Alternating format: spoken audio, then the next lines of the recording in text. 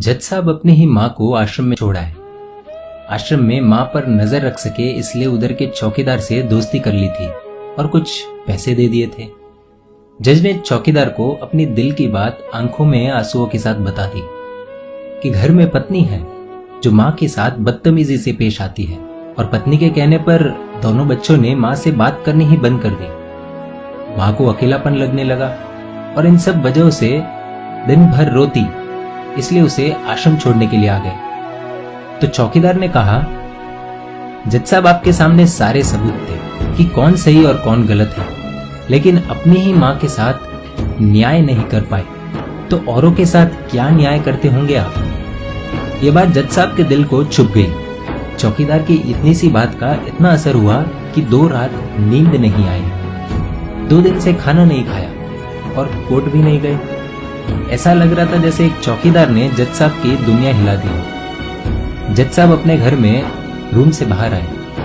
दोनों बच्चे और पत्नी खाना लेकर इसी इंतजार में खड़े हैं कि कब खाना खाएंगे। तभी जज साहब ने एक कागज पत्नी को और 2 अलग कागज अपने बच्चों के हाथ में थमा दिए। कागज की एक लाइन पढ़ी तो पत्नी के हाथों में से थाली गिर गई।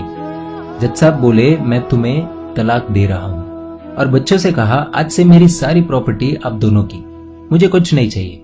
बच्चों ने उन्हें जबरदस्ती कुर्सी पर बिठाया, हाथ जोड़कर पैरों में गिरकर इन सबका कारण पूछा।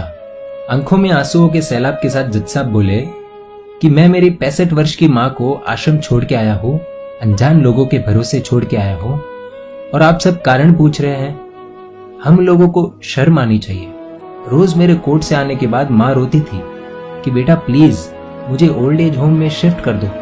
आप में से किसी ने भी माँ से सीधे मुंह बात नहीं की, और ये भी भूल गए कि जिस जज को आज पूरा शहर सलाम करता है, उसी जज को बनाने में उस माँ का कितना बड़ा रोल है। कभी दूसरों के घरों में काम करने जाती तब भी मुझे अकेला ना छोड़ती। ऐसी भगवान समान माँ को मैंने आश्रम में छोड़ दिया, और वो भी ऐसे लोगों के भरोसे जिन्हें ये तक नहीं पता कि माँ को क्या बीमारियां है। खुद को कोसते हुए जज साहब कहते हैं, दूसरों पर फैसले सुनाने वाला आज मैं खुद हार गया। मैं जज नहीं बल्कि गुनाहगार हूँ, और मैंने जो गुनाह किया है वो शायद कानून तो माफ कर देगा, लेकिन ईश्वर के कोर्ट में वो कभी माफ नहीं होगा। ये कहते हुए जज साहब बोले कि अब मैं अपने पापों का प्रायश्चित करने जा रहा हूँ। मैंने अपना सब कुछ आप लोगों को सौंप दिया है, और अब अपनी माँ के साथ आश्रम में रहूंगा और उनकी सेवा करूंगा। पत्नी से जज साहब ने कहा कि याद रखना, आज तुमने उस माँ को आश्रम भिजवाया, तुम भी एक माँ हो, कल तुम्हें भी कोई आश्रम भेजेगी, तब तुम्हें मेरे इन शब्दों का अर्थ सही मायने में समझ आएगा। ये बोलकर जज साहब निकल लिए अपनी माँ के पास। आधी रात को चौकीदार भी जज साहब को देखते हुए चौंक गया। अंदर देखा तो माँ सो रही थी। करीब जाकर देखा तो पूरे परिवार की तस्वीर से लिपट कर रोते हुए माँ सो गई थी। आश्रम का प्रशासन भी जाग गया, क्योंकि पीछे पीछे माँ और बच्चे भी आ गए। उन्हें यह एहसास हो गया कि उन्होंने क्या पाप किया है। तभी आश्रम की एक कर्मचारी बोली, हम इन्हें आपको नहीं सौंप सकते, क्या पता कल आप इन्हें मार दो तो। ये सुनते ही जज साहब की पत्नी को दिल में बहुत दर्द हुआ। वो बोल उठी कि मैडम जी, शायद हमारे हाथों बहुत बड़ा पाप हुआ है, मानते हैं, लेकिन अब हम इन्हें मारने नहीं, इन्हें एक नया जीवन देने आए हैं। आश्रम के सभी बुजुर्गों की आंखों में आंसू थे, सबके सब रो पड़े। खुशी के आंसुओं के साथ माँ को घर ले आए।